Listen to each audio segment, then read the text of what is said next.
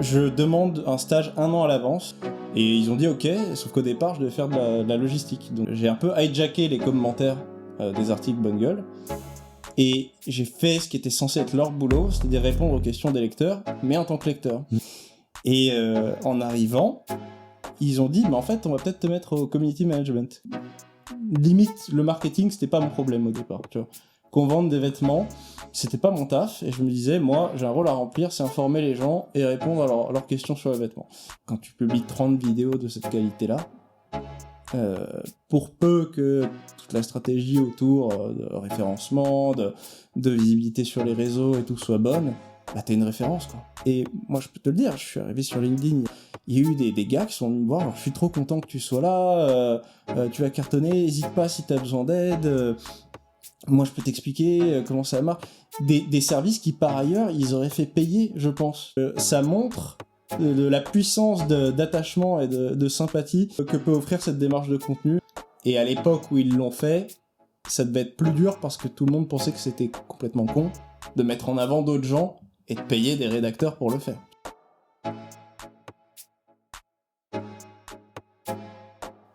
Salut tout le monde, bienvenue sur Aftermarket, je suis Clément SSB et aujourd'hui on va parler stratégie de contenu avec Nicolo Minchilo. Salut. J'ai bien prononcé Minchilo. Si vous vous êtes intéressé aux vêtements, dans les 7 dernières années, soit son visage, soit le nom de la marque pour laquelle il travaillait, Bonne Gueule, va vous dire quelque chose. Vous avez fait une des meilleures stratégies de contenu dans le monde du vêtement masculin. Ça fait plaisir. Ça vous a propulsé au rang de référence, un petit peu on pourrait le dire. Hein. Vous étiez à la base une boutique qui avait un blog et maintenant vous avez une boutique en ligne. Ouais, alors moi j'y travaillais plus du coup, mais je sais plus combien de boutiques il y a, je crois qu'il y en a 7. Et encore avant, peu de gens le savent, mais Bonne Gueule c'était le blog d'étudiants de Benoît, mais genre en 2007 quoi. Et après c'est devenu le média, puis une marque, puis les boutiques, puis un e-shop. Voilà. Donc une énorme success story. Nicolo était à l'intérieur, il va vous raconter les coulisses de cette success story, comment ils ont organisé ça avec leur stratégie de contenu. Il va aussi vous parler, parce que maintenant tu ne travailles plus chez Bonne Gueule, tu es indépendant, consultant, donc pour les marques de mode, pour le produit, la stratégie de contenu, la rédaction de contenu. Tout à fait. Donc tu vas nous donner toutes les clés et tu vas aussi nous parler de comment maintenant tu trouves aussi, tu augmentes ta visibilité via LinkedIn. Tu t'es lancé il y a pas longtemps. Ouais, avec un post assez marrant. Alors, c'est pas mon vrai lancement, mais déjà, je vais vous dire, mon meilleur post, celui qui a fait 27 000 impressions, c'est mon meilleur de loin. C'est presque la moitié de mes impressions au total au bout d'un mois et demi. C'est quand je suis parti et j'ai fait salut, je suis nul en LinkedIn, mais il paraît qu'il faut faire un effort. Ça, c'est mon accord. Non mais, et vraiment, je déteste ce truc de merde complètement corporate. Je savais pas que c'était devenu comme c'était maintenant. Et on m'a dit, va sur LinkedIn, va. Je fais, ok, très bien. Bon, salut, je suis nul à ça, mais faut faire un effort. Je quitte Bonne Gueule, je sais faire ça, voilà, bisous. 27 000 impressions. Je ne me l'explique pas, j'essaye pas de le reproduire parce que il est très clair que c'était une fois. Et voilà. Et après ça, j'ai pris des vacances pendant 3 mois. Et quand je suis revenu, j'ai commencé à tester un peu. J'étais très content parce que il y a plein de gens qui me connaissaient déjà, qui m'ont accueilli et qui m'ont donné quelques tips, qui m'a permis sans doute de pas bider trop fort dès le départ. Notamment Matteo De Oliveira, le prête-plume, très sympa. Et en fait, j'ai commencé par essayer de faire du tofu, bofu. Ok, ça on va y revenir. Voilà.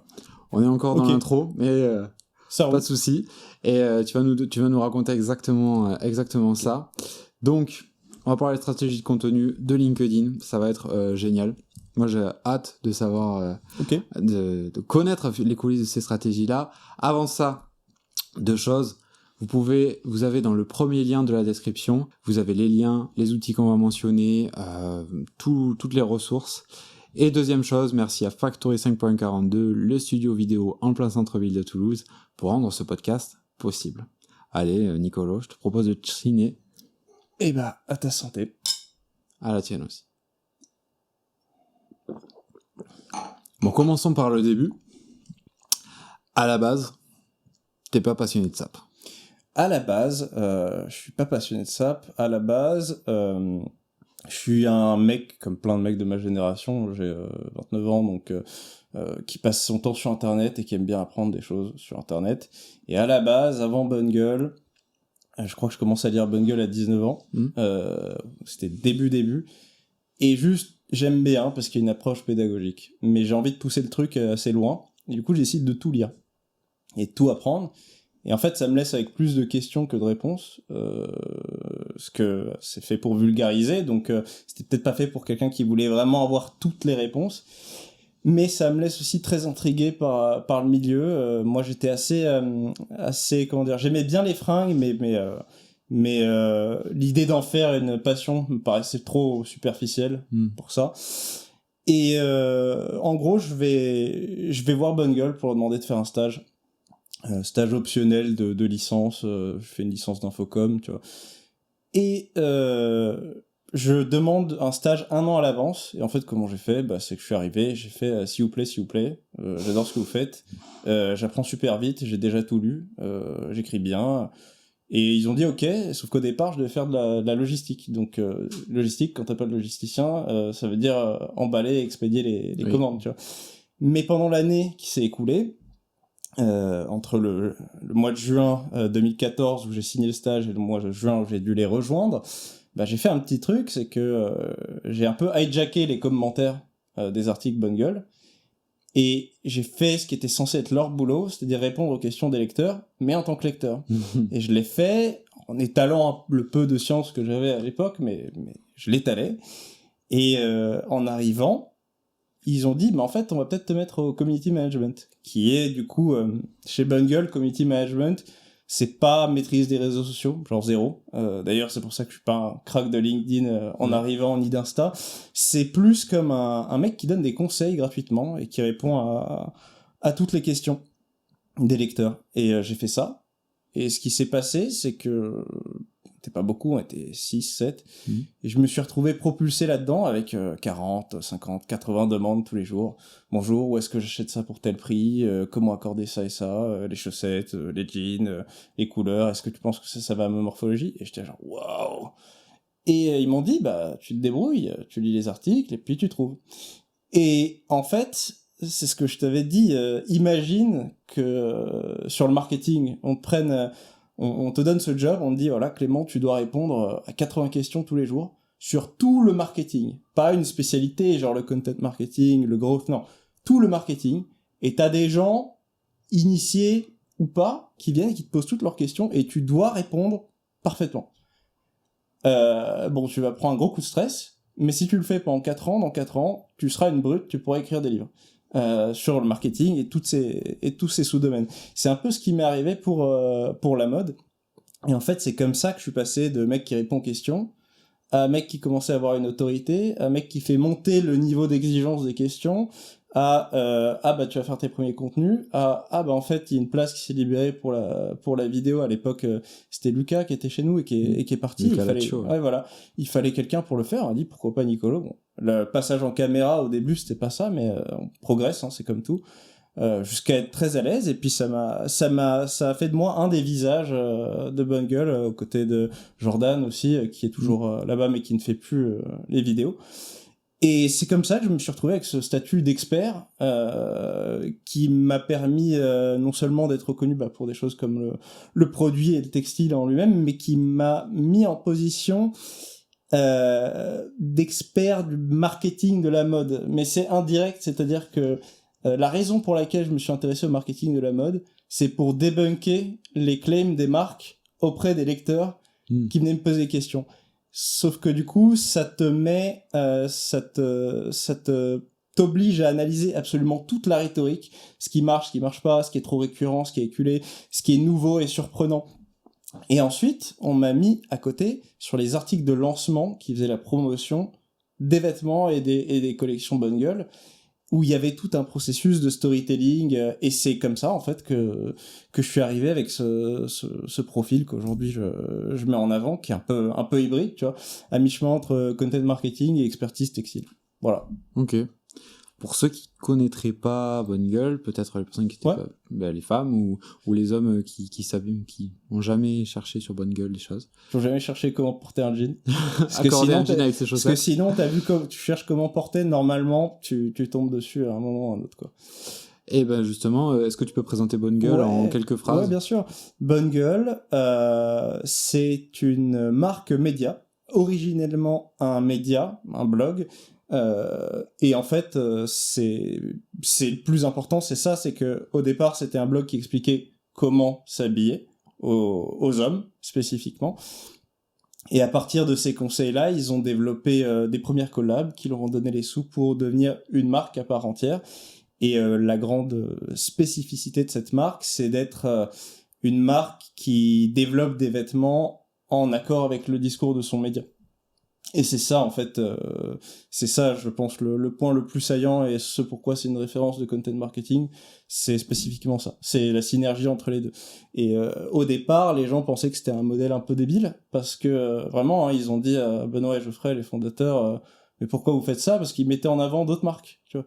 Ils disaient, vous pouvez acheter les trucs chez machin, chez bidule, et on disait, mais tu payes des rédacteurs pour écrire des articles hyper longs, hyper détaillés, hyper poussés, à quoi ça va te servir? En fait, ce que ça fait, c'est déjà t'as une position d'autorité qui est intestable, parce que oui, tu mets en avant d'autres gens, mais déjà ça te rend plus honnête, plus objectif. Voilà, plus objectif. 2, ça te permet d'être au plus près de ce que veulent les clients, parce qu'ils se confient à toi, ils discutent avec toi. Et 3, en fait, si quelqu'un est en mesure de t'expliquer pourquoi quelque chose est bien, si derrière il va développer cette chose, tu vas partir du principe que cette chose est très bien. Fait bien. Voilà. Ouais. Et c'est ça, en fait, le grand secret. Et plutôt que de voir ça comme une concurrence néfaste, en fait, c'est plus... tu deviens plus un référent, et c'est très utile pour la marque. Alors après, ça a toujours posé des questions, tu vois, d'équilibrage entre les deux. Actuellement, Bonne Gueule part plus sur une dynamique marque avec du brand content, je pense, hein, j'y suis plus, mais c'est plus ce que je vois depuis les derniers mois. Mais en tout cas, ce qui les a propulsés là en tant que référence, c'est cette dualité là. Voilà. Ok, très bien. Je te propose qu'on rentre dans le dur. Ouais. À l'époque, chez Bonne Gueule, donc vous faisiez des vidéos, concrètement, des capsules ou enfin, pas des capsules, parce qu'à l'époque, les capsules, c'était 10-15 minutes, où vous expliquiez, alors, soit un peu de philosophie du vêtement, soit comment porter un jean, soit des conseils pratiques. Comment est-ce que tu choisissais ce sujet de vidéo? Alors, moi, au tout départ, l'idée c'était de rester fidèle au rôle du média. Je croyais vraiment à ce truc.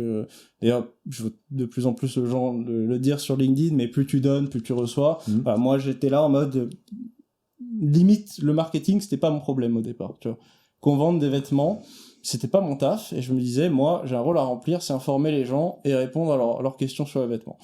Donc entre les commentaires, les discussions au coin d'un café, ce que t'entends, tu commences à te faire une idée des besoins des hommes en termes de vêtements, des questions qu'ils ont, histoire de morpho, de couleur.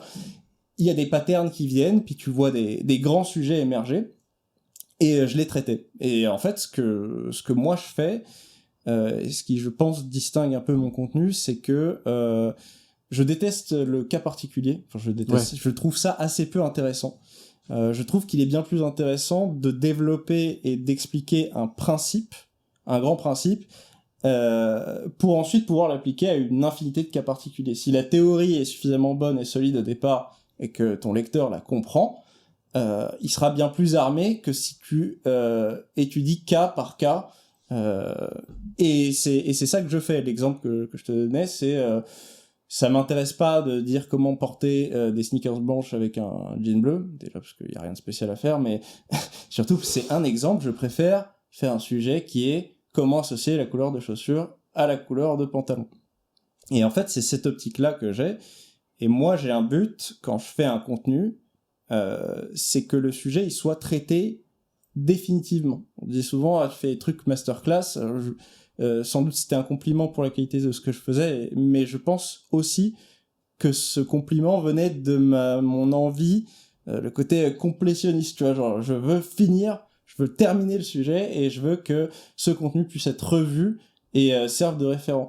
Il s'avère, mais je l'ai découvert bien plus tard, parce que comme je te dis, c'était pas mon taf, que c'est très bon pour le SEO de travailler comme ça. Oui. Que c'est très bon aussi pour être lu, pour que les gens reviennent sur ton site, tu vois. Moi, c'est des choses qui n'étaient pas mon taf, mais je lis plein de référents SEO dire, en fait, si vous voulez faire du contenu qui marche en SEO, le mieux, plutôt que du keyword stuffing, tu vois, plutôt que de remplir de mots-clés, c'est encore de faire des contenus qui sont vraiment utiles aux humains et qui vont vraiment lire. Voilà. Parce qu'ils vont être partagés. Voilà, ils vont être partagés, ils vont être revus. Alors le partage sur le sujet de la mode, c'est compliqué. On a eu plusieurs théories sur ça. On s'est demandé pourquoi les contenus n'étaient pas si viraux que ça. Dans le sens... Oui. Tu vois, pas, parce que quand on est un mec, ça fait bizarre de dire qu'on se renseigne sur le vêtement. Et ben, moi, je ne pensais pas ça, mais c'est la conclusion qui est arrivée. Et tu vois, tu l'as sorti sans même que je le dise, donc ça le confirme. C'est en fait, les gens ont eu ce rapport à Bungle. D'ailleurs, ça en a vexé quelques-uns. Genre, c'est mon site. Je partage pas, tu vois, genre c'est mon petit cheat code et j'ai pas forcément envie qu'on sache que je cherche comment est-ce qu'on fait et je veux qu'on pense que c'est un don. Bon, c'était flatteur parce que certes, ça rend pas ton contenu viral, mais par contre, ça fait aussi que les gens qui sont dans tes followers, dans tes fans, ils se sentent initiés, ils se sentent presque potes avec toi. Et moi, je peux te le dire, je suis arrivé sur LinkedIn il y a vraiment, à part mon message de salut, salut, je suis nul en LinkedIn, mais à partir du moment où j'ai commencé à poster, il y a eu, mais j'en compte, là, rien en tête, j'en ai déjà 2-3, il y a eu des gars qui sont venus me voir, genre, je suis trop content que tu sois là, tu vas cartonner, n'hésite pas si t'as besoin d'aide, moi je peux t'expliquer comment ça marche. Des services qui par ailleurs ils auraient fait payer, je pense, des copywriters, des ghostwriters, des gens spécialisés dans le contenu sur la plateforme qui sont venus prendre 1 heure, 2 heures de leur temps juste pour m'aider. Et c'est pas juste qu'ils m'appréciaient moi, c'est que ça montre de la puissance d'attachement et de sympathie que peut offrir cette démarche de contenu très quali, très orienté résolution de problèmes pour ton utilisateur. Je vois. Voilà. Totalement. Ben oui, ils sont venus te rendre finalement ce que tu leur avais donné. C'est ce qu'ils m'ont dit. Moi j'ai dit mais t'es sûr, parce que moi en fait ce que tu fais là, une partie de ce que tu fais, ça ressemble à ce que je voudrais vendre, tu vois. Et moi, je le facturerais, quoi. Et il me dit, tu sais quoi, c'est pour te remercier de tout ce que tu nous as apporté. À chaque fois que ça arrive, je suis touché. Voilà. C'est vrai, c'est trop cool. Bon, écoute, peut-être que cette interview, c'est aussi une manière pour moi de te remercier de toutes ces heures de divertissement, enfin, de contenu sur YouTube. Merci. Bah, c'est chouette, ça fait plaisir. De rien. Explique-nous un petit peu comment est-ce que ça s'est organisé, tout ça, sur l'origine de ces vidéos, combien de temps ça a pris à prendre, combien de temps ça me prenait à faire, le processus. Tu veux un topo sur YouTube, le temps, peut-être la rentabilité aussi. C'est ça, pour une marque qui hésite à se lancer, ils peuvent se dire, ouais, non mais écoute, si on n'a aucun résultat pendant 1 an, là on n'a pas le temps, tu vois.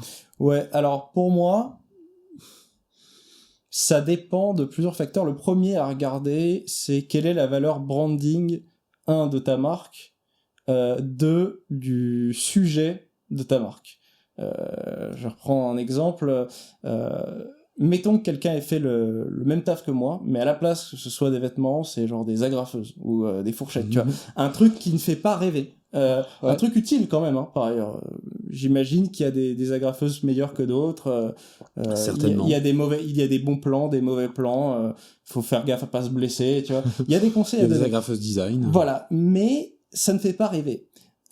C'est sûr que quand tu réponds à la fois à un problème et à une aspiration, tu as un potentiel de sympathie, de rêve, d'attachement, d'addiction qui est beaucoup plus fort. L'autre exemple que j'ai pris, sur lequel ça aurait pu marcher, ça pourrait être une entreprise qui est en rapport avec l'automobile.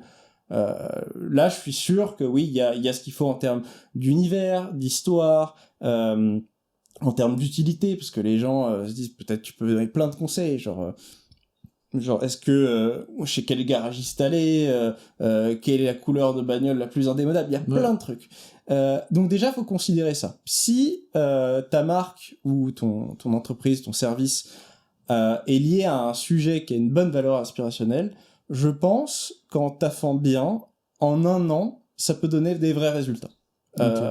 Peut-être moins, mais je dirais effectivement que pour ce cas spécifique, si au bout d'un an ça fait rien, c'est qu'il faut que tu changes ta façon de faire, clairement, ou que t'arrêtes, mais il faut pas continuer à faire comme ça, et surtout que, tu dois le savoir, hein, mais créer du contenu vidéo, c'est cher. Ouais. Surtout si t'as pas la ressource en interne, c'est cher. Il y a aussi une notion d'éphémérité qui est un peu stressante, comme sur LinkedIn, c'est-à-dire tu le postes, il génère ses vues, et puis ensuite, s'il n'y a pas d'écosystème autour, il a fait ses vues, puis c'est fini, quoi. Ouais. Et justement, il y a une notion d'écosystème, c'est pourquoi travailler à partir de problèmes, c'est que moi j'ai toujours vu ça comme les chapitres d'un livre. C'est-à-dire, j'aurais jamais pu écrire un livre en entier et persuader quelqu'un de le lire sur Internet, pour des histoires de temps de concentration, le mien comme celui du lecteur. Mais en revanche, l'idée d'avoir cette collection de réponses à des problèmes et à des besoins concrets fait que là, oui, tu crées tu bâtis vraiment un truc. Les gens vont revenir, les gens ne vont pas attendre que la vignette leur soit présentée. Les gens vont aller sur ta chaîne, ils vont s'abonner parce que ça va être comme aller à l'école, mais sur un sujet qui t'intéresse vraiment et dans un format qui te fait plaisir. Tu vois, c'est le côté, moi je sais pas pourquoi j'ai pas mentionné ce mot avant, mais pédagogique, tu vois, c'est vraiment genre la pédagogie moderne qui lie l'entertainment et l'info, c'est l'infotainment, faut faire ça comme ça. Et en termes de temps, pour moi, une vidéo de 10 minutes, ça me prend entre 2 heures si je suis extrêmement inspiré, ou une journée si je galère à écrire. Et en tournage, c'est 1h30 pour quelqu'un qui est très rodé. Pour le faire parfait, nickel, moi j'ai une méthode où t'as un script, tu lis ton script, tu répètes les lignes jusqu'à ce qu'elles soient parfaites. Il y a des gens qui font du bullet point et ils improvisent. C'est plus confortable à produire, mais comment dire, tu vas pas être aussi performant en termes de rétention d'audience, en fait. Ouais, tu vas pas avoir un phrasé aussi direct. Exactement. Et encore une fois, ça dépend des qualités d'expression de l'intervenant. Mais moi, je conseille aux gens de pas chercher à être naturel. C'est le pire conseil qu'on puisse te donner. Personnellement, j'ai été encouragé à la première vidéo, lynché à la deuxième. Okay. La première, ils sont gentils. La deuxième, ils font bon, allez, dépêche-toi, parle mieux, exprime-toi mieux, prends plus la confiance. Nanana. Et en fait, plus j'ai travaillé spécifiquement mon phrasé, mon positionnement vis-à-vis de la caméra, mes attitudes, les vannes, plus les gens ils font « Ouah, c'est incroyable comment t'es naturel !» Alors que c'est que du travail. C'est que du travail. Et effectivement, au bout d'un moment, cette image de synthèse que tu te crées devient une vraie personnalité qui t'appartient et c'est plus ou moins naturel. Mais n'écoutez jamais les gens qui vous disent il faut être le plus naturel possible face à la caméra. Naturel, c'est faire ouais, je sais pas, ah ouais, c'est ça naturel en fait. Oui. La plupart des gens, quand on est naturel, on est relax, on fait pas d'efforts. Il faut faire des efforts, il faut présenter, il faut aussi, ça vous aide de regarder des conseils sur l'éloquence, faites-le, chacun ses trucs, mais voilà. Ça prend, du coup, pour quelqu'un d'un peu rodé, 1h30, pour quelqu'un qui commence avec un bon cadreur, monteur, ça peut être 2. Je pense que quelqu'un qui fait tout seul, ça peut lui prendre une journée, le tournage et le montage. D'une vidéo de 10 minutes? Ouais, d'une vidéo de 10 minutes. Donc, c'est chronophage, c'est clair. Donc toi, en fait, tu lisais les phrases. C'est ça.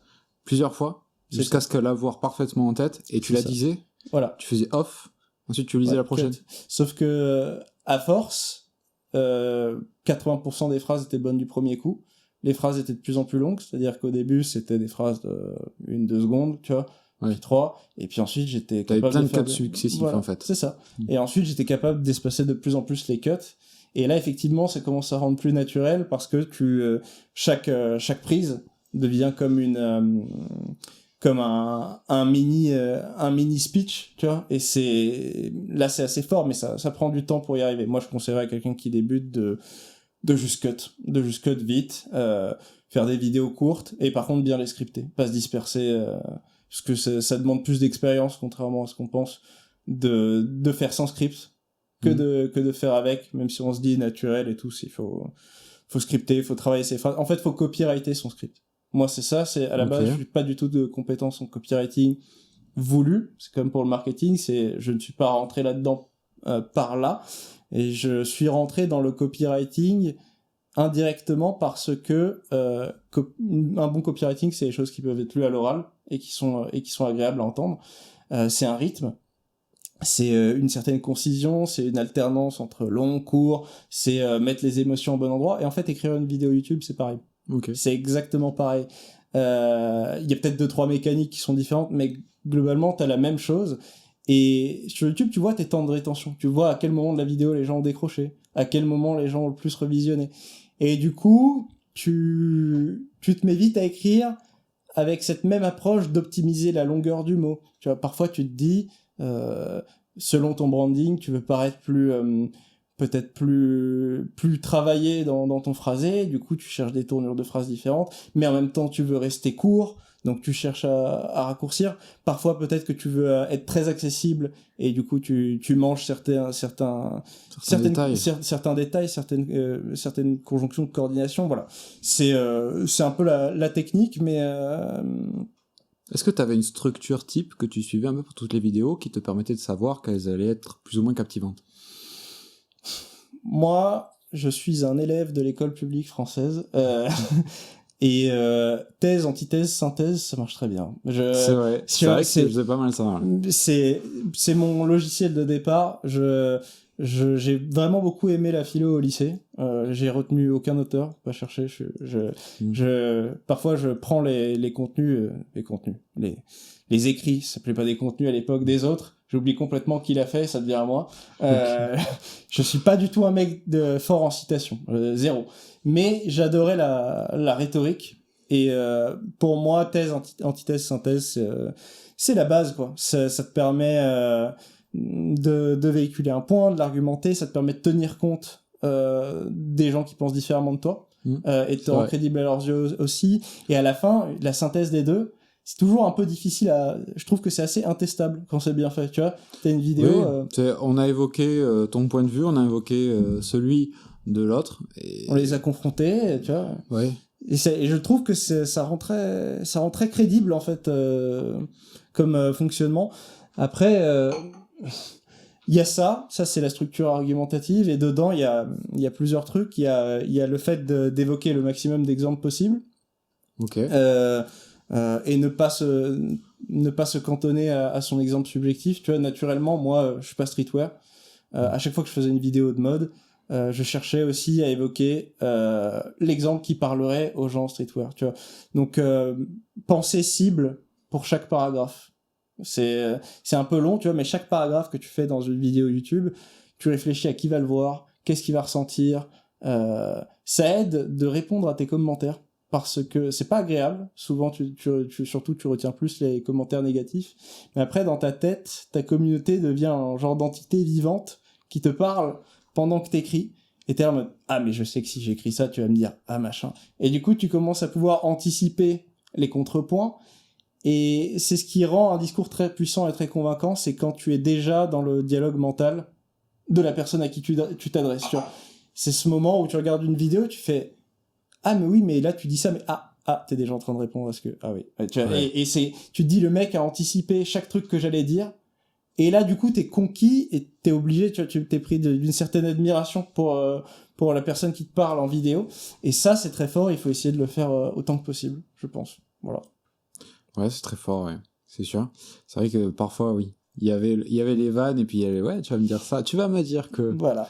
Et alors, les vannes, et moi, c'était pas mon truc au départ, je suis plutôt, je pense, je peux être plutôt drôle dans la vie, en mode décontracté, mais quand je fais des vidéos, quand je fais des contenus, je suis très de travail, et j'ai tendance à oublier de mettre de l'humour, parce que j'essaye vraiment d'être dans le vrai. Et en fait, le top du top, c'est de faire fonctionner les deux en même temps, mais ce sont... c'est un peu du bullshit scientifique, mais il paraît qu'on ne peut pas faire travailler les zones du cerveau liées à l'empathie et les zones du cerveau liées à la logique en même temps. Ok. Et voilà.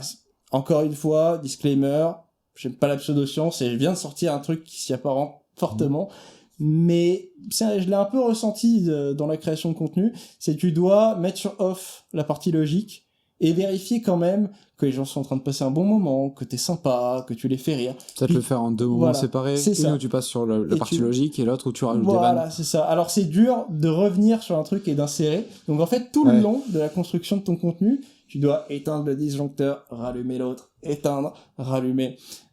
Tu vois les trucs que je fais là comme ça, j'ai toujours été un peu comme ça, mais ça aide beaucoup. La comédie physique, on dit physical comedy en anglais, Jim Carrey, excellent exemple. Tu veux devenir plus cool sur YouTube, tu vas voir les films de Jim Carrey, c'est une personnalité, après t'es pas obligé de le copier, mais juste des mimiques, des têtes, tu vois, genre, ça peut te faire des personnages, ça peut te faire changer tes intonations, et ça permet de rendre un propos très sérieux et très structuré beaucoup plus digeste.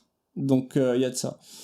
Et voilà, pour moi, c'était ce processus, une structure argumentaire, détailler des exemples bien variés pour montrer que tu as pensé à tout et à tout le monde, réfléchir à qui va t'entendre et qu'est-ce qu'il va penser et qu'est-ce qu'il va ressentir à chaque paragraphe, et alterner émotion et logique au cours de l'écriture. Réfléchir à qui va t'entendre et à ce qu'il va penser chaque paragraphe. Voilà. Ça, c'est vraiment un conseil très puissant, et il y a beaucoup de gens qui font de la rédaction d'articles et tout ça, et je pense pas que c'est quelque chose qu'ils aient en tête tout le temps. Et pourtant, tu le dis, ça fait énormément de sens. Bah après, ils ont peut-être d'autres points forts que j'ai pas. Moi, comme je t'ai dit, quand on regarde des vidéos à moi, il faut que je fasse un effort pour que ce soit relax. Tu vois, il y a des gens, tu les regardes en vidéo et t'as l'impression de parler à un vieux pote. Tu vois, les streamers qui marchent super bien. Bon, moi je regarde pas du tout streamer, mais tu finis quand même par tomber dessus, même sur YouTube. Et ils ont ce truc. Moi, je joue beaucoup aux jeux vidéo, et j'ai joué à World of Warcraft comme plein de gens quand j'étais gamin. Et donc parfois j'ai encore des vidéos qui ressortent, même si j'y joue plus. Et il y a un gars, le streamer le plus connu de ce jeu, il parle que un tiers du temps du jeu. La plupart du temps, t'as l'impression d'être dans une discussion de café avec un gars. Il fait ouais, c'est vrai et tout. Tu vois, quand des mecs qui viennent et qui répondent sur stream, il fait ouais, c'est vrai, il y a ça. Mais moi, j'ai l'impression que après il fait une vanne, tu vois. Et ça, c'est une valeur très différente de celle que je propose ici, mais qui est très forte aussi. Tu vois, je sais pas si c'est possible de vraiment concilier les deux. Pour une question d'efficacité, tu vois, mais voilà, d'autres gens n'ont peut-être pas cette approche-là, mais il y a des gens qui sont plus doués pour te faire passer un moment détente. Et il faut pas oublier que dans un contexte d'hyper concurrence en termes de temps de cerveau, qui est vraiment genre le paradigme actuel, t'es en concurrence avec Netflix, je sais pas à qui je pique cette phrase, je l'ai lu sur LinkedIn, mais désolé. Peut-être Thibault Louis, je sais pas. Et il l'a piqué à quelqu'un d'autre avant. Mais bon, t'es en concurrence avec Netflix, t'es en concurrence avec tous les réseaux sociaux. C'est vrai, et t'es en concurrence, même le travail, en télétravail, ton propre taf, il est en concurrence avec tes distractions. C'est ça. Donc, c'est vrai que de donner une certaine facilité d'accès à ton contenu, c'est important aussi. Donc, voilà. Et ça, moi, ce n'est pas ma pente naturelle, tu vois, donc je dois veiller à ça aussi, et quand on suit les instructions que je t'ai données avant, ça peut être facile d'oublier ça, tellement tu fais le Terminator du contenu. Tu dis ouais, j'ai fait un truc de ouf, c'est genre, imagine un doctorant, sa thèse, c'est un contenu de Terminator, mais personne ne veut le lire. Oui, c'est ça. Et c'est ça qu'il faut faire gaffe. Faut trouver l'équilibre entre faire un contenu parfait, complet, pertinent, et faire un contenu qui soit accessible sur la forme. Après, vous avez quand même bien trouvé l'équilibre. Oui, on le faisait toute l'année, donc forcément. En même temps, en 7 ans. Voilà, c'est ça, 7 ans, ouais. Et tu vois, typiquement, comment ça peut être fait, c'est parfois, t'es là, il y a une partie, tu dis putain, j'arrive pas, c'est trop long dans la vidéo, ça me saoule de la faire. Puis vous tournez à plusieurs en plus, non? Vous balancez des vannes, non? Ouais, alors ça arrive que le cadreur monteur, qu'on lui demande d'intervenir pour faire la voix du public, ou pour faire pour briser le quatrième mur, tu vois. Et mais c'est surtout qu'il y avait plusieurs personnes qui avaient des formats YouTube. Mais ouais, ce que je disais avant, c'est typiquement quand tu sens que t'es dans une trop grosse prise de tête, tu peux dire j'assume, genre, et ça c'est important aussi, mais je suis trop fatigué pour le traiter, et je le ferai une autre fois. Et en fait, tu désamorces, tu vois, plein de youtubeurs le font, assumer le côté faillible juste après avoir déroulé un gros argumentaire de machine, c'est très bien, ça t'équilibre, ça te rend humain, ça déstresse un peu excuse-moi, ça déstresse un petit peu, ça déstresse un petit peu ton audience, voilà. D'accord. Bon, bah là, on a énormément de conseils. Je pense que sur l'écriture et le tournage de vidéos, là, on est très très bien pour une boîte, du coup, qui veut faire vraiment... Bon, là, faut pas oublier, on est sur, certes, une journée d'écriture, une journée de tournage. Au début, hein. Ouais, Parce que au début, et aussi, moi je dis une journée, mais faut savoir qu'au bout de 7 ans, et parce que je n'étais pas à mon propre compte, moi je suis parti pas parce que, pas parce que j'aimais pas mon taf, j'adorais ce que je faisais, mais il y avait une notion de j'ai envie de le faire pour moi-même, ça fait 7 ans que je suis au même endroit, que je m'adresse à la même cible, donc je refais plein des choses que je faisais dans mon job aujourd'hui, mais tout seul. Ce qui veut dire aussi qu'à la fin, j'étais moins efficace que je ne l'aurais été, par simple fatigue, tu vois. C'était la fatigue du salariat que plein de gens ressentent. Et je pense que pour quelqu'un qui a une petite fibre pour ça, et on ne sait jamais avant d'avoir testé. Hein. Donc, pour ceux qui nous regardent, vous dites pas ah non, moi c'est pas mon truc, faut tester. Mais pour celui qui se découvrirait une petite facilité pour ça peut très bien être fait en 2 heures, une vidéo de 10 minutes, donc 2 heures d'écriture. Au bout d'un moment, au bout de la 5e, t'es rodé, si t'as un cadreur monteur, tu fais ça en 2 heures de tournage, 4 heures.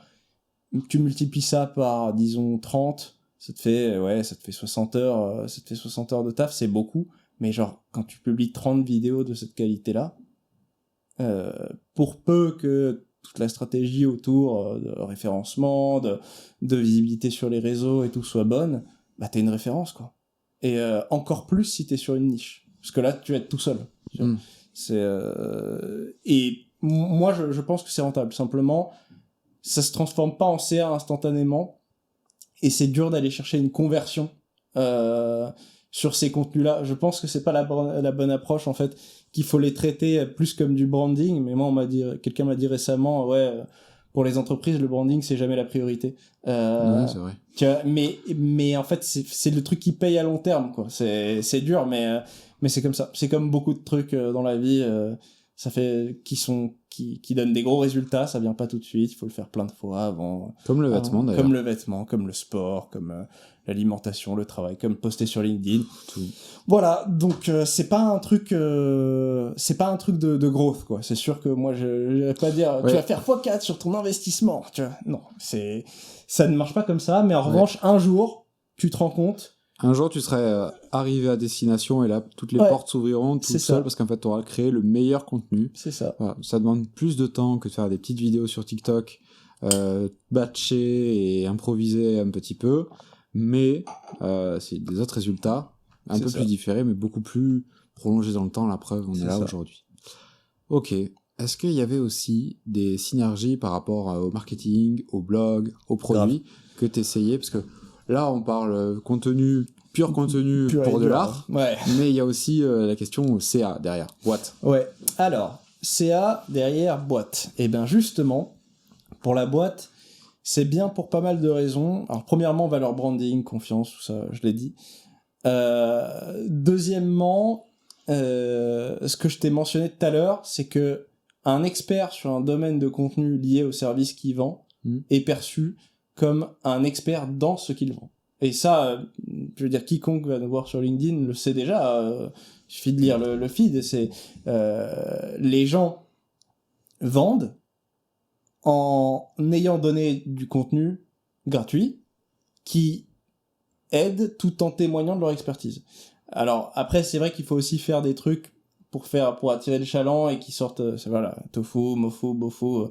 Je pense que tu l'as entendu 5000 fois, on peut peut-être rappeler ce que c'est au cas où, non ? Ouais, vas-y. Tofu, top of funnel, contenu pour grande audience. Tu devrais pouvoir en parler à ta grand-mère et ça devrait pouvoir être lu dans le métro debout quand la rame elle tremble. Mofu, middle of funnel, c'est tu t'adresses à tes pairs ou à une cible déjà qualifiée, tu démontres ton expertise, voilà.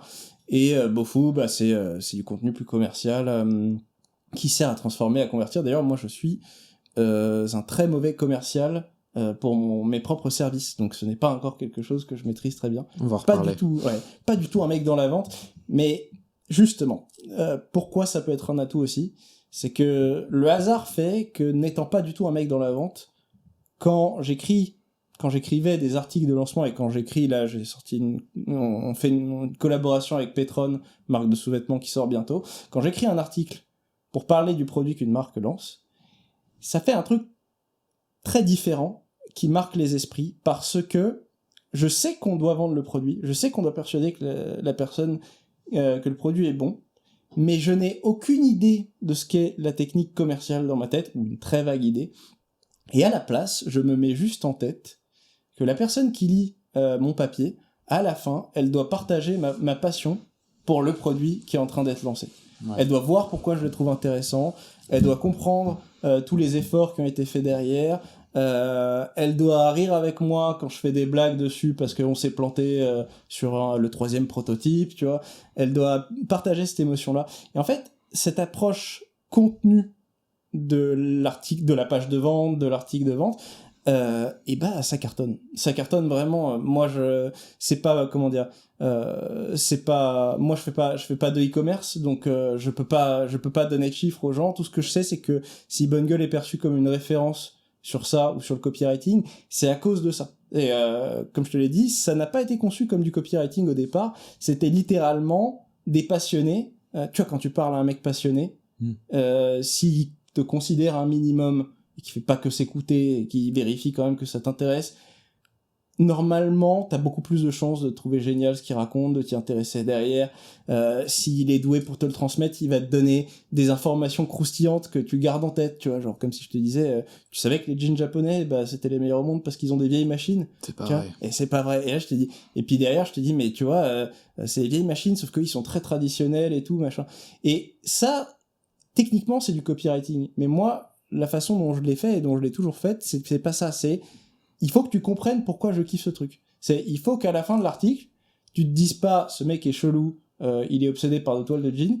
Faut que tu te dises putain, je savais pas que c'était aussi intéressant. Et c'est ouf tous les efforts qu'ils ont fait pour développer ce truc-là. Et après tu retrousses tes petits jeans pour voir si c'est pour pareil. C'est ça. Et en fait tu crées je sais pas comment dire, tu crées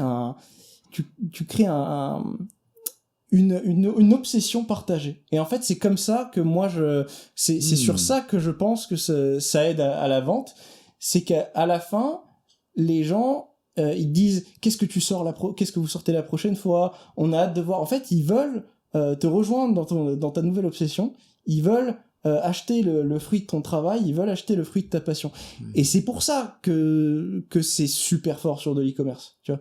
Si on avait abordé la question du content marketing comme by the book, comme le font les gens quand ils pensent brand content, tu vois, on te crée une fausse histoire intéressante qui nous intéresse pas nous-mêmes, et dedans on essaie de te caler un maximum de achète notre truc, tu vois.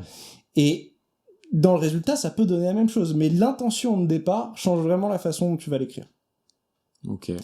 Et créer une obsession partagée. Voilà. Et pour les pages de vente, pourquoi c'est très utile d'avoir quelqu'un qui est spécialisé dans le contenu sur ton sous-domaine spécifique, c'est que les copywriters qui font les pages de vente sont très forts en copywriting, mais on peut pas leur demander de connaître parfaitement le domaine qu'ils vendent. Or, il arrive souvent, même automatiquement, qu'un copywriter doit faire des énormes compromis avec la réalité, qu'il le sache ou non d'ailleurs, parfois il sait pas qu'il est en train de tricher, parce que ça lui permet de la formuler de la façon la plus efficace possible. Genre dire c'est la fibre la plus douce au monde, et on existe uniquement machin sans. Or l'expert saura que c'est faux. Tu vois, tous tes clients ne sont pas des experts, mais être validé par les experts parce que tu es sérieux dans jusqu'à ton marketing, c'est très puissant. Je prends un exemple pour moi fonctionne. Les Italiens sont des experts en pizza. En tout cas, on pense tous qu'on l'est, et on pense tous qu'on a un droit du sang à critiquer toute forme de bouffe italienne quand elle est faite dans un pays étranger. C'est comme ça. Cherchez pas. Comme on dit, carbonara is not an opinion. Tu vois, pas de crème fraîche. Et si tu penses au groupe Big Mama, tout leur cérémonial client, c'est quoi? Je te dis, en tant qu'Italien, ça sert à te faire revivre l'impression d'authenticité de tes propres moments de famille dans ton propre pays. Typiquement, tu prends un tiramisu, ils te disent « Vous en voulez encore ?» Fait, allez, encore je t'en resserre. C'est prévu, hein. C'est dans le cérémoniel client depuis le départ. Je leur ai demandé, est-ce que vous êtes censé faire ça? Il dit, oui, ok, on est censé faire ça. Et tu regardes même les sourires, les bonjours en italien, absolument à chaque fois, les blagues et tout le monde parle fort. Et en fait, en tant qu'Italien, tu sais qu'en plus les fondateurs ne sont pas italiens, mais tu es obligé de ressentir un truc, une expérience qui te fait te dire, moi, italien vrai de mes 2 parents, né sur un seul français, j'approuve ce restaurant. Et tes potes, pas italiens, qui ont l'habitude que tu casses les bonbons à chaque fois qu'on parle d'un resto italien, ils disent quoi? Même Nicolo, il a dit que c'était bon. Ah bah on va y aller. Et donc pour revenir à ce que je disais au départ, si les experts qui sont proches de ta cible valident ce que tu fais jusque dans ton marketing, ta cible va être extrêmement rassurée. Genre, si tu vends des fringues, t'as l'habitude, tout le monde veut te vendre des trucs, tout le temps. T'as l'habitude, donc, par principe, t'es pas capable, de voir ce qui est faux ou non, mais tu sais qu'il faut appliquer un principe de méfiance, parce que tout le monde essaie de te vendre son truc. Mais si un jour, tu veux acheter des fringues et on te dit, ouais, c'est bien, en plus, c'est pas des conneries ce qu'ils disent dans leur argumentaire, et que le mec qui te dit ça, c'est ton pote qui s'y connaît grave, toi, tu réfléchis plus, tu vas acheter là-bas, tu vois. Et en fait, je pense que ça marche pour tout, ça marche pour le service. Imagine, c'est des cours de danse, et ton pote qui est danseur pro, il dit ouais, et tout, et ils sont vraiment bons, eux, je les ai vus, c'est pas des conneries, leur méthode, c'est réaliste et tout, je les ai vus à l'opéra, je sais pas, tu vois. Et tu te dis, ah ouais, je vais aller chez eux. Et ça, c'est la position de référent, d'expert, qui ne peut être obtenue pour moi que via le contenu. Ok. Voilà. Très très intéressant. C'est des choses que j'entendais pas forcément dans les bouches d'autres content marketeurs. C'est peut-être parce que je suis pas content marketer. Mais c'est ça. C'est pour ça que je t'ai invité, parce que je savais que tu aurais une vision totalement différente. Mais j'ai hésité à venir, on peut se le redire face à la caméra, parce que je me suis dit, est-ce que je suis légitime? Nanana. Ouais. Bon. Et je t'ai dit, mais putain, regarde ce que t'as construit. Mais parce qu'en fait, moi, sur les 7 ans, ce n'est qu'au bout de 5 ans et demi, que je me suis dit, c'est vrai que je fais du marketing, en fait. Parce que moi, au départ, pour moi, déjà, je confondais, je te dis, j'ai arrêté en plein milieu de ma licence pour bosser chez Bonne Gueule. Donc, j'ai fait une licence de com, j'ai eu vite fait des cours de marketing, mais c'était des bases complètement datées. Et pour moi, le marketing, c'était surtout le bullshit marketing. C'était le mauvais marketing, c'était la connaissance que j'en avais. Et c'est vrai que sans le savoir, je me suis construit en opposition au mauvais marketing, mais peut-être que ça m'a permis de faire du marketing, mais pas si mal, du coup. Voilà. Ouais, peut-être que ça t'a permis ça. Voilà. Si t'es construit en opposition au marketing, aux mauvaises pratiques. Ouais, aux mauvaises pratiques. Et comme je te l'ai dit au départ, pourquoi je me suis intéressé au marketing des marques? Pour débunker les conneries auprès de mes lecteurs qui me posaient des questions. C'était vraiment juste pour ça. Mais à force de tout débunker, je dis, ah ouais, c'est malin, j'avais jamais vu celle-là, tu vois. J'avais jamais vu le coup de le coton bio, ça consomme moins d'eau, donc même si c'est du coton, c'est écologique. Et tu te mets à avoir en tête tous les arguments qui existent, comment ils s'imbriquent et tout. C'est vachement pratique. Ok, trop bien. On a bien parlé de content marketing, je pense qu'on a bien compris comment tu avais construit cette stratégie chez Bonne Gueule et comment... J'étais pas seul, faut le dire. Oui, non, t'étais avec Jordan, c'est ça qui était à l'Evito. Et puis les fondateurs ont au départ activement participé, c'est eux qui ont eu cette idée de la c'était le blog de Benoît à la base. Voilà, et c'est Benoît et Geoffrey qui ont eu cette idée de la double casquette et de la synergie entre les deux. Après, nous, que ce soit moi, Jordan, Lucas à un moment, comme on était spécialisé là-dessus, on l'a emmené plus loin que ce qu'eux avaient fait au départ. Mais il faut rendre à César ce qu'il y a à César, c'est les fondateurs qui ont eu l'idée de départ, et à l'époque où ils l'ont fait, ça devait être plus dur parce que tout le monde pensait que c'était complètement con de mettre en avant d'autres gens et de payer des rédacteurs pour le faire, tu vois. Contre rien, pas de oui, parce que, je me permets de le dire, du coup, il n'y avait pas de sponsoring chez Bonne Gueule. Il n'y avait pas de marque qui te payait, genre, de temps en temps, tu gardais la fringue à la fin, mais c'est pas une motivation suffisante pour si tu disais cette marque elle est bien, c'était pour l'unique et seule raison que tu pensais qu'elle était bien et que plus tu donnais de bons conseils, plus les gens étaient contents et revenaient te lire. Donc, voilà. Je vois. Bon, maintenant t'es plus chez Bonne Gueule. Non. Tu t'es lancé en autonome, en indépendant. Petit auto-entrepreneur modeste pour le moment. Est-ce que tu peux nous parler un petit peu de ce que tu vends aujourd'hui un peu plus et comment est-ce que tu le vends? Ouais.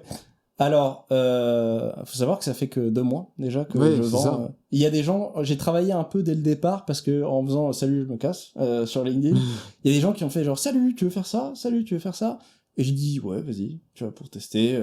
Des journées de conseil, j'ai aidé quelqu'un à monter son shop multimarque de mode. Cette personne a voulu le faire seule. Moi je lui ai dit bon c'est dur mais je vais rester avec toi et je vais te donner. On a passé des journées entières dessus. Je pense que cette personne a mis le projet en pause. C'est vraiment chaud de faire ça tout seul dans le contexte actuel. Mais j'ai eu la collab avec la marque de sous-vêtements Petron. J'ai eu un peu d'emailing. Au début, tout est arrivé un peu comme ça. Et j'ai juste dit oui à pas mal de trucs parce que j'ai pas mal de compétences et que je suis littéralement parti en disant je sais pas ce que je fais mais voilà ce que je sais faire. Maintenant, c'est beaucoup plus clair pour moi et ce que j'essaie de proposer aux marques, c'est un service qui est en adéquation avec tout ce que je t'ai expliqué juste avant sur la stratégie de contenu et la synergie avec le produit. Parce que le gros inconvénient de cette méthode-là, c'est que si t'es pas passionné par ton produit, parce qu'il n'y a pas de raison qu'il soit passionnant, parce que le produit n'est pas assez bien, n'est pas assez compétitif, pas assez unique, pas assez fort, pas assez... il a pas un bon product market fit, pour que je disais pour le pantalon. Et ben, ça sert à rien de faire du contenu comme ça. Enfin, ça sert pas à rien, mais il faut qu'il y ait une base authentique. Voilà, il faut que toi-même, tu sois complètement amoureux de ton produit. C'est ça. Et si tu l'es pas, bah faut travailler jusqu'à ce que ce soit le cas et jusqu'à ce que t'aies raison de l'être. Parce que bon, parfois aussi les gens sont amoureux de leur produit. Parce que c'est eux qui l'ont fait ouais. et c'est normal et c'est leur bébé et je le comprends encore plus qu'avant maintenant que je suis indépendant, tu vois. J'ai rencontré plein de fondateurs de marques et des trucs qui t'apparaissent comme des défauts évidents, limite t'en parles comme ça, tu te rends compte que tu fais une bourbe parce que pour eux c'est un point sensible. Voilà, donc en fait moi ce que je propose aux marques, c'est on va bosser sur une stratégie de contenu. Je peux en rédiger une bonne partie et je le fais encore, mais mon but c'est de le faire le moins possible. Pourquoi ? Parce que déjà j'ai gratté pendant 7 ans. Donc évidemment c'est un muscle que j'aimerais reposer un petit peu plus, mais aussi parce que je crois en l'apprentissage des principes et je crois qu'il est plus rentable pour une marque de me payer pour lui apprendre à elle, au fondateur, selon la taille de la boîte ou à une ressource en interne, à faire ce que je sais faire, plutôt que de me payer à le faire. Surtout que comme je suis bien légitime sur le contenu mode, bah, je peux me permettre d'être assez cher, et limite, moi j'essaie de dissuader les gens de me payer pour faire le contenu mode, pour plutôt prendre mon conseil. Et je fais encore les deux. Et en fait, ce que je vends sur le conseil, c'est cet apprentissage au jour le jour. Moi, je fais du made with. Tu vois, il y a des gens qui disent, qui te donnent le contenu et tu appliques. Moi, mon but, c'est d'être là, de coacher la personne quand elle apprend à écrire, de lui créer un planning édito, de trouver des verticales de sujets, de créer de créer des thématiques qu'elle pourra réexploiter, prendre vraiment de l'avance pour que si j'arrête de travailler avec elle, elle ait pas besoin de me rappeler une semaine après, quoi. Surtout que moi je veux varier les missions, donc c'est plus intéressant pour moi de travailler comme ça. Et derrière, on bosse sur le produit ensemble. C'est plus dur pour moi de vulgariser ce qu'on fait exactement sur le produit, parce que c'est vraiment du produit mode textile, mais en gros, trouver des matières qui soient à la fois très belles, mais sur lesquelles il y a aussi beaucoup de choses à raconter. Trouver des designs qui soient plus différenciants. Parfois, c'est le contraire. Des marques ont besoin plutôt de plus rentrer dans le rang. Parfois, il y a une approche sociologique, c'est-à-dire, je vais prendre des caricatures, c'est jamais comme ça, mais comme ça, c'est clair. Mettons que tu communiques pour une cible qui achète des hoodies et tu vends des costumes. Ouais. Voilà, faut changer tes costumes. Des costumes bien boxy, bien design. Voilà, soit faut changer ta communication, et voilà. Moi, les marques viennent toujours me voir, toujours, juste pour le contenu, et la plupart repartent avec on va bosser les deux. Parce qu'elles comprennent, après qu'on a échangé, que l'un sans l'autre, c'est pas possible, quoi. Enfin, c'est possible, mais je leur dis toujours... Mais c'est dommage. Voilà, j'essaie pas de te vendre plus, ce serait beaucoup plus rentable, rapide et facile pour moi de juste faire le contenu et de repartir. Mais par contre, j'ai un enjeu de crédibilité derrière. J'ai envie que ça marche, j'ai envie de pouvoir dire ça a marché grâce à moi, et du coup on va bosser le produit aussi. Tu vois, je prends l'exemple de la collab sur laquelle je viens de finir de travailler, qui sort fin novembre, capsule de sous-vêtements de sport avec la marque Petron.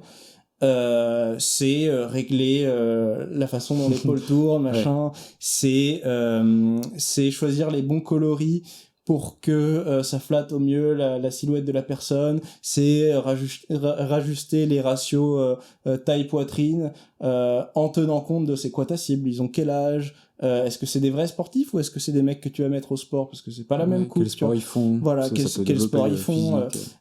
C'est aussi les aider à faire des shootings en adéquation, même si je suis pas un vrai DA. Comme il faut tout penser en même temps, j'essaye aussi d'apporter du conseil là-dessus. Parce que ça joue, et puis quand c'est nécessaire, je fais intervenir mon propre réseau d'experts sur ça.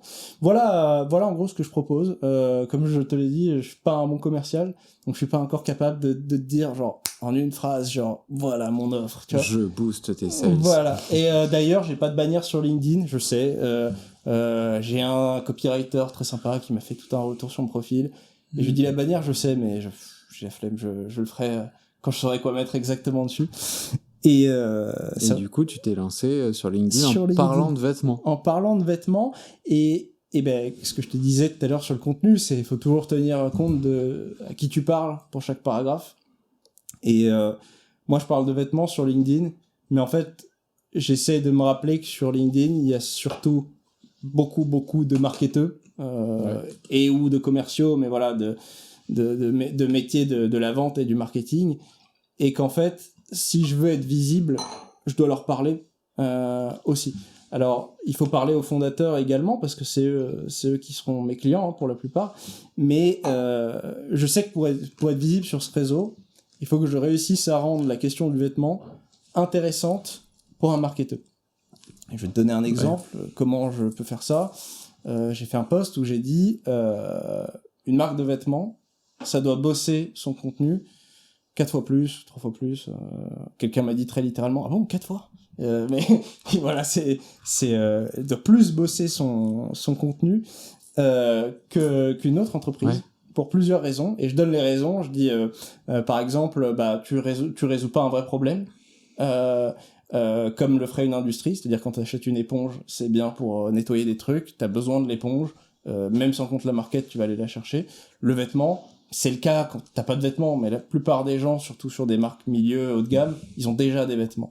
Donc tu ne réponds pas à un besoin immédiat qui est bas sur la pyramide des besoins de Maslow, tu vois. Il y a pas vite, il faut que j'aille acheter une chemise. Ensuite, contrairement à d'autres milieux créatifs, tu ne jouis pas de l'aura qu'a l'art ou qu'ont les vrais métiers artistiques. C'est-à-dire on ne regarde pas ta production comme de l'entertainment, on ne valorise pas autant la créativité et l'unicité, même si dans le discours des marques, ça ressort énormément, ce n'est pas la réalité de ce qu'elles produisent, ni la réalité de ce que les gens achètent. Et en abordant la question de la mode sous l'angle du marché, je m'adresse à la fois aux professionnels de la mode et aux professionnels des marchés, les marketeurs, les commerciaux, et je fais en sorte d'être intéressant pour les deux. Voilà. Ouais. C'est que les marketeurs en tirent des insights pour le marketing, et les gens de la mode qui connaissent pas le marketing font « Ah ouais, c'est vrai que je devrais faire ça. » Voilà. Et c'est comme ça que je bosse mon contenu sur LinkedIn. Je teste aussi plein de trucs comme tout le monde. J'ai pas peur de trop me prendre des bides, c'est désagréable, mais je le fais, et je sais qu'il y a cette énorme trend de parler de post LinkedIn sur LinkedIn. Je l'ai fait là les 2 dernières semaines beaucoup. J'essaie de résister un peu parce que ça se mord la queue et ça fait des views, mais je pense que ça ne mène nulle part. Il faut le faire de temps en temps. Mais c'est vrai qu'à force de dire ça tout le temps, t'as envie de rajouter ton grain de sel et de dire les posts qui marchent et les posts comme ça. Mais voilà, c'est ma stratégie principale, c'est d'aborder les questions de branding, de marketing, de la mode. Branding, tu vois, j'ai fait un long post qui a bien marché sur toutes les typologies de noms de marques de mode. Okay. Et qu'est-ce qu'elles impliquaient en termes de communication.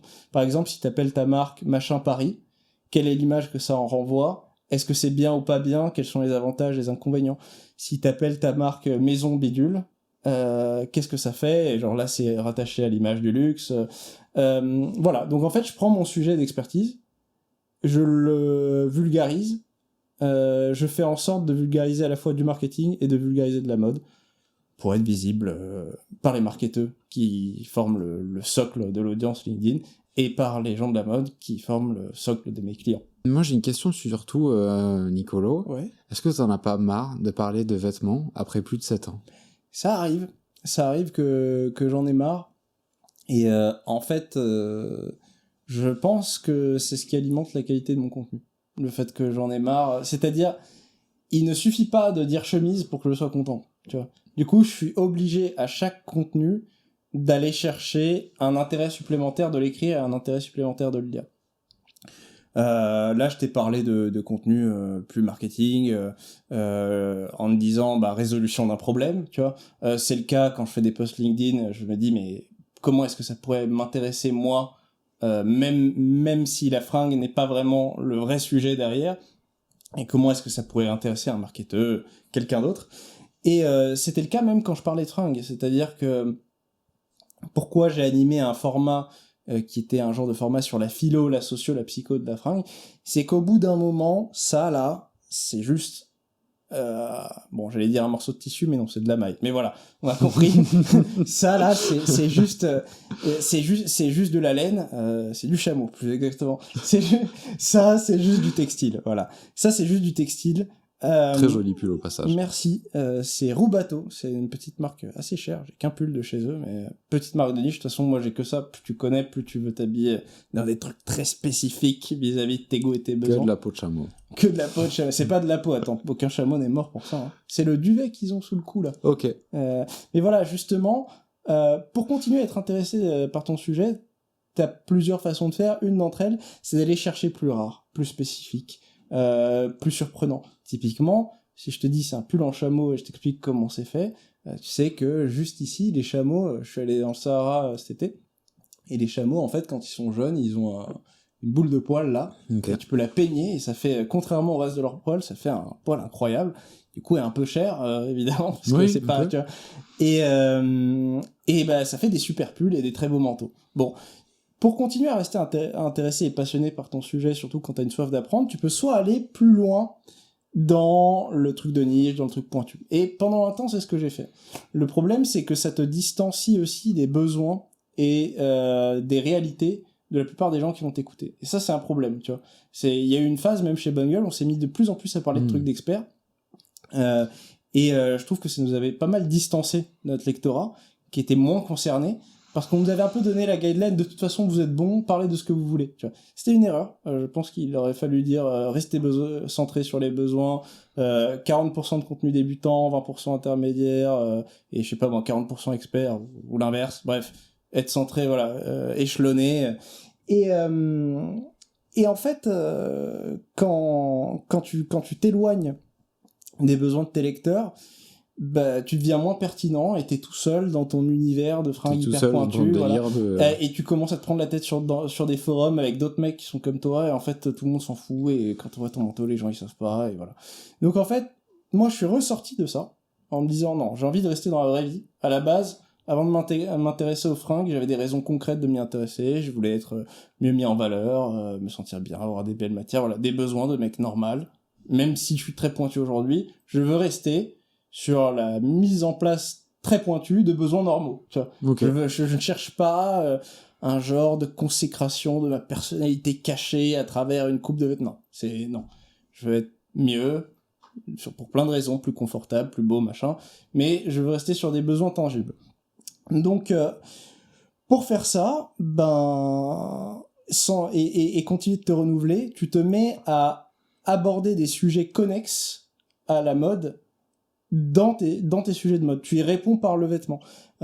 Typiquement, tu te mets à parler de la sociologie du vêtement et de pourquoi on s'habille, qu'est-ce qu'on cherche à renvoyer, quel est le message tacite de telle ou telle pièce, d'où ça vient. Tu te mets à aborder des notions genre comment fonctionnent les tendances, et là, tu découvres un monde de complexité et de richesse qui te restimule derrière.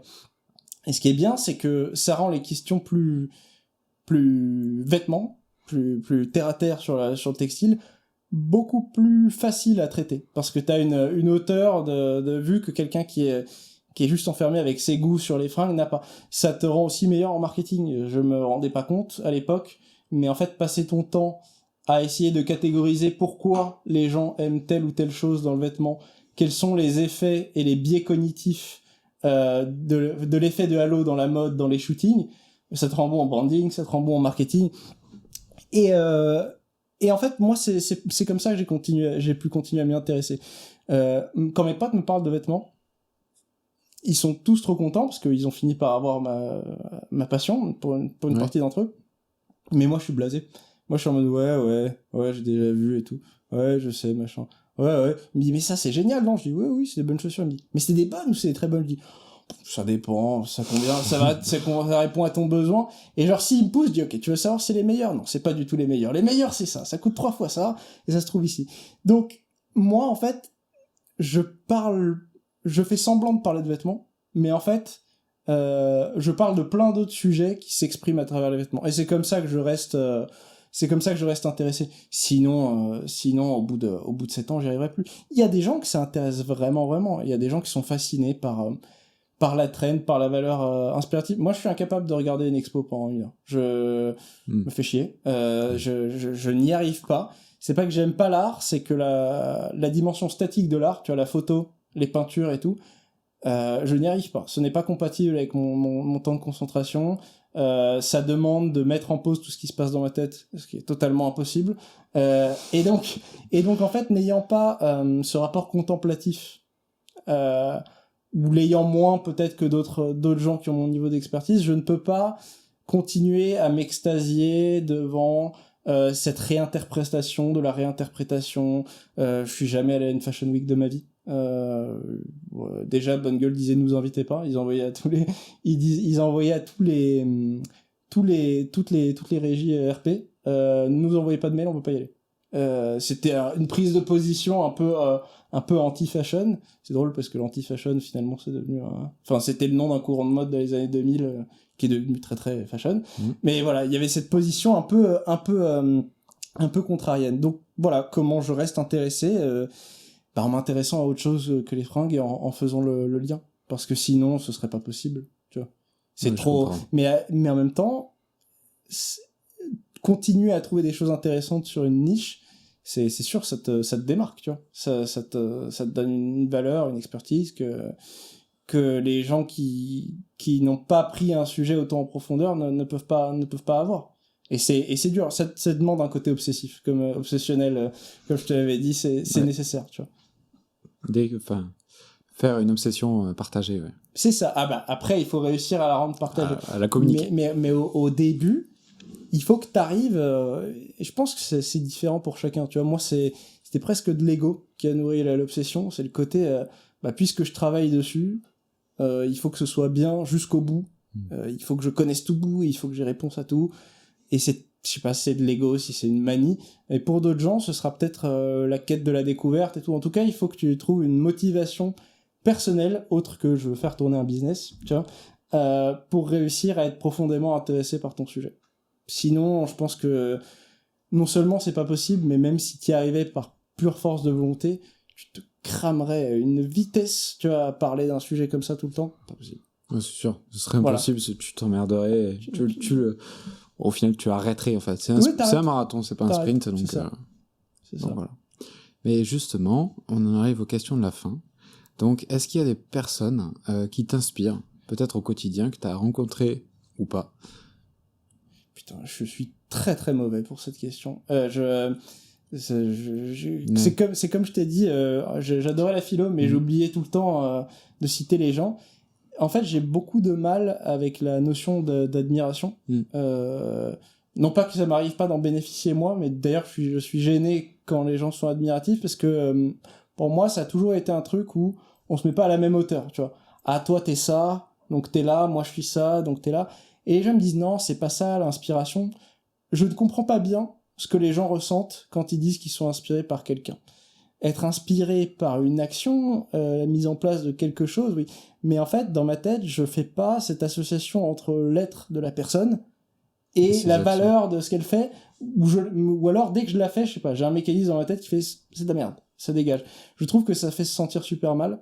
Je trouve que c'est toujours mis en avant sous un jour vertueux, tu vois. Mais je trouve que c'est la fameuse inspiration, c'est en réalité c'est de l'envie la plupart du temps, même si c'est édulcoré, c'est une envie cachée, parfois une envie modeste, parfois une envie pas modeste, tu vois.